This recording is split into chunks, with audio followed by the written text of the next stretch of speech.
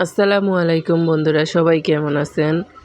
তো এই যে আমি পিঠাটা গুলিয়েছি, এটা হলো ডিমের পিঠা। আমি প্রায় ছেলেকে মাদ্রাসায় দেওয়ার সময় এই পিঠাটা বানিয়ে ওর সাথে দিই। ও এই পিঠাটা অনেক পছন্দ করে, তাই এই পিঠাটাই বানাই। এই পিঠা বানাই আর সুজি পিঠা বানাই। তো সুজি পিঠা তো বেশি দিন রেখে খাওয়া যায় না, সেজন্য সুজি পিঠা বানাই না। ডিমের পিঠাটাই বেশিরভাগ দেওয়া হয়। আর এটা হলো তেঁতুল আমি ভিজিয়ে রেখেছি, আচার বানাবো। এখানে চা বসিয়েছি। তো অবশেষে দেখেন সিসিং ফাক, গ্যাস অন করেছি, গ্যাসই নাই। কী অবস্থা! সেই 6টা বাজে গিয়েছে, এখন 8:30 বাজে, এখনও গ্যাস আসার কোনো খবর নাই। খিদে লেগেছে তো কী করব, বসে বসে পায়েস খাচ্ছি। তো আমার ছেলের জন্য দোয়া করবেন সবাই। আমার ছেলেটা অনেক দুষ্ট, পড়াতে মন বসে না।